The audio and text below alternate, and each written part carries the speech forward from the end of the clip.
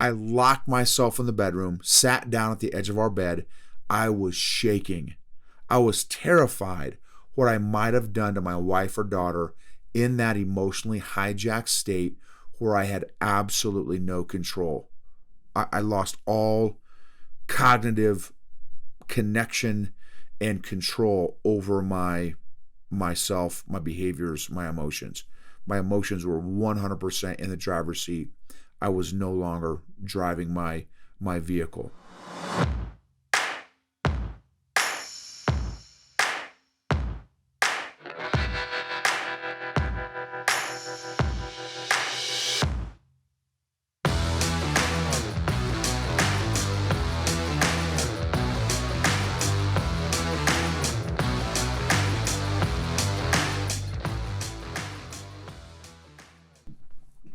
What is going on, EQ gangsters? This episode is going to be about the post that I shared 2 episodes ago on my LinkedIn and Facebook, and kind of go into a little bit more background and details about that if you have not seen that yet. So there's a picture of me just a couple years ago, maybe even a year ago, 1 or 2 years ago, with me and my daughter, and I'm like a backpack carrying my daughter. She jumped up on my back, and then I'm kind of have my arms wrapped around her legs and kind of holding her up as she's on my back. And we're both smiling and stuff, and so I'm going to share that post with you because it really symbolizes a lot. And again, this is the post that I just shared recently that got a lot of engagement. So I want to, again, make a podcast episode and YouTube episode. So thank you all, as always, for letting me be a part of your emotional growth journey and you all being a part of my emotional growth journey. And for those of you that have joined the EQ Mafia, our membership community of folks that are all making EQ an intentional part of their emotional fitness, thank you as well. It's so much fun. And I learn so much from you all. So many of you all are further along in different areas of your emotional growth journey than I am. You all have different insights and epiphanies and connections and realizations and revelations that I haven't made yet. And so it's very helpful for me, which is the benefit of having that EQ Mafia. Proverbs 27:17 says, as iron sharpens iron, one person sharpens another. And that's what the EQ Mafia is all about. This episode is sponsored by Lima Charlie Network. For details on Lima Charlie Network, go to limacharlienetwork.com. It's a group of influencers and podcasters that are in some form or fashion connected to the military, either a spouse in the military or active duty or veteran military podcasters. Phenomenal group of folks in that network. Just great, phenomenal leaders. I'm blessed to be a part of that group. So limacharlienetwork.com for more details. They have a blog, all kinds of great resources and stuff. So check out some of those other podcasters as well.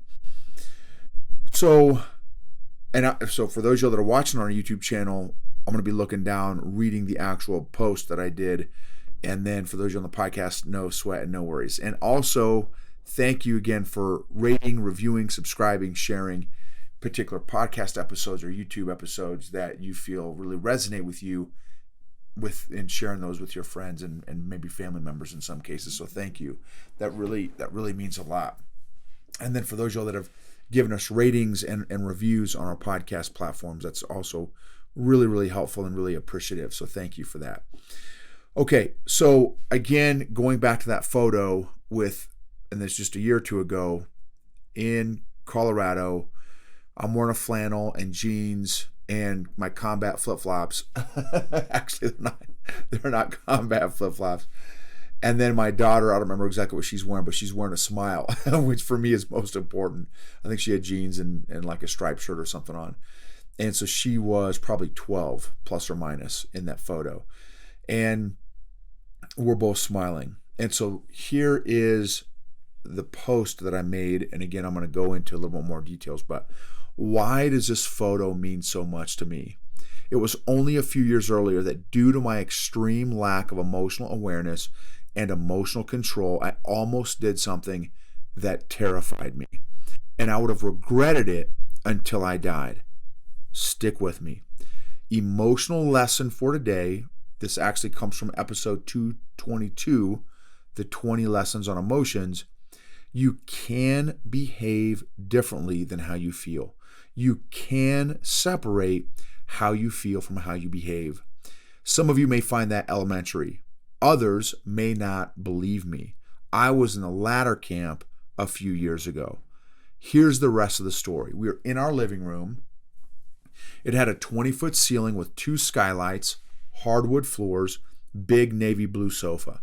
It was in the evening. My wife and at the time 10-year-old daughter and I were all having a family conversation about something random. It started raining cats and dogs out of nowhere. The sound was loud and disrupting to our little family chat. Out of nowhere, our daughter lost it. I mean, like legit lost it. She went from an emotional 1 to an emotional 10 in the span of 3 to 5 seconds. And I'm talking crying, screaming, waterworks, the whole deal. I had no idea what was going on or where it came from. I didn't know what happened. Like it was completely out of the blue.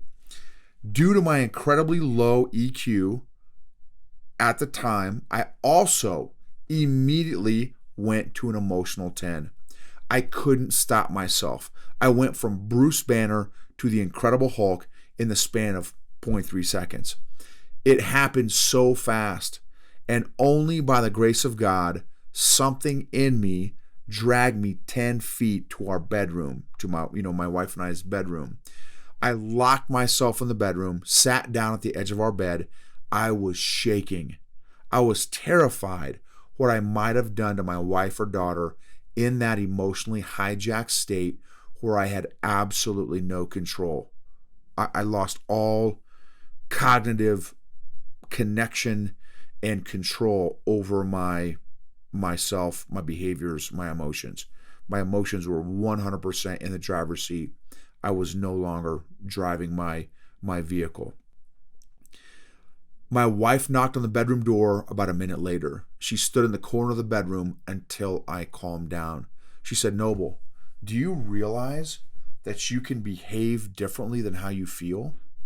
I laughed at her, and it was an emotional kind of nervous laugh because I was still coming down from my rage and my being emotionally hijacked in my Hulk mode. So it was like a very edgy, nervous, very awkward and uncomfortable laugh. And I said, "That's the stupidest thing I've ever heard. That's impossible." Again, I'm like in the middle of coming down off of this huge emotional dump and rush. She calmly responded, "I know you may not be able to do that right now, but it is possible. I do it. Many others do it. It's possible." My mind was blown. You can behave differently than how you feel. Like it was literally, it rocked my being. I was like, man, I intellectually, I think she's absolutely smoking crack. But like, she did not behave the way I did. When she was angry, yes, you could tell she was angry, but she does not ever go Hulk mode. And so like, I couldn't argue with her because I lived with her. I saw her demonstrate her ability to behave differently than how she felt in a particular moment. And so I was trying to process what she said, but I had no concept or understanding or frame of reference for me personally with what she said. To me, up to that point in my life, it was literally impossible. When I was angry, I was angry. Now notice how that's an identity statement. Now I've learned to say, I feel angry, not I am angry. Again, anger isn't my identity anymore. Because when you say, I am angry, I am sad, I am depressed, I am excited, I am fill in the blank with an emotion word, that's an identity statement. My feelings are not my identity anymore. I am not my feelings. I have feelings. My feelings are real and valid. I can acknowledge and be curious about my feelings. They can inform me. They don't have to control me or rule me anymore. Feelings make terrible masters. They're incredibly valuable, useful, and helpful information and data when we learn how to read our emotional balance sheet or our emotional dashboard. We can behave differently than how we feel. This was absolutely life-changing for me. Life-changing, y'all. And it's hard to communicate and express how life-changing. So imagine going from Incredible Hulk on a regular basis, and when I say regular, consistently inconsistent, because it was unpredictable. I had a hairpin trigger on going Hulk mode. It could have been my wife looked at me sideways. It could have been she said something in the wrong tone. It could have been anything. It would have set me off immediately. And again, even if it was a level 2 stimulus, again, my wife it's called choleric melancholy, or for the DISC people, she's dominant conscientious personality. So she's a kind of a type A person. And a lot of times they can have a default face that looks upset or angry because I was a people pleaser addict and incredibly sensitive, because I was emotionally needy and emotionally codependent. If inevitably and consistently I would misinterpret her body language and her nonverbals. A dominant conscientious personality's default face looks very serious, borderline scowl. But that's just, a lot of times, they're just thinking. That's their focus face. Now, I'm not saying that maybe that is an area that they can probably work on, but for me, due to my emotional state, all the time, I would always and consistently misinterpret her focus face with, oh, she's mad at me. And then here come the stories. She's mad at me. I feel rejected. I feel unloved. I feel unvaluable, which would continue the story. That means I am unvaluable. I am unlovable. I am unworthy. Hearing all these identity statements, this was deep for me, y'all. Deep issue. And this would happen on a regular basis. Every day, y'all. Every day. I was a emotional pinball machine, bouncing from one emotion to the next emotion, one emotion to the next emotion in a matter of seconds or minutes. And again, because I had no emotional regulation, snap the fingers and I'm Hulk mode. Now, again, we've talked about this before. What is the impact? What kind of environment does that create for my wife, for my daughter? It's brutal. Thank God, after 4 years of intentional growth, intentional work, intentional emotional fitness, emotional PT, emotional physical training, I don't do that anymore. I am completely, now I say completely, I am 95% of the time, and you can ask my wife, she can confirm or deny. I think she would confirm that what I'm saying is accurate. At least 95% of the time now, I am emotionally predictable. I am emotionally consistent. I'm emotionally safe, because I have done 4 years of intentional emotional fitness. Now, the other 5%, there's still work that I'm doing, and I'm still very much on this emotional growth journey. But y'all, to say that this lesson of the day for me has been life transformational is an understatement. What is the value of becoming emotionally stable and emotionally consistent and emotionally predictable for your relationships, for your marriage, for your children, for your co-workers, for your staffs, for your teams, for your companies, for your organizations, for the relationships around you. What's the value of that? What's the impact of going from emotionally being an EKG monitor, where up and down, and who knows, am I getting Dr. Jekyll? Am I getting Mr. Hyde? Am I getting Bruce Banner? Am I getting Incredible Hulk? To now having, again, 95% of the time being emotionally stable and emotionally consistent. Now, even for the 5% now, the 5% that I still have my triggers when I still, and in full transparency, I was triggered today, and I don't know that I'm going to share that one, because I'm not sure that I'll share that one, or maybe not right now. I go to an emotional maybe 3, 4, or 5. I don't go to emotional 10 anymore. Now, I've got a caveat for that. I did go to an emotional 10 about 2 or 3 months ago, but it wasn't the Hulk mode 10 anymore. And that emotional 10 was probably the first emotional 10 in maybe a year, maybe 9 months, plus or minus. So where I was going to a Hulk mode multiple times in a day to now once or twice a year, and that 10 now is not the Hulk mode that it used to be.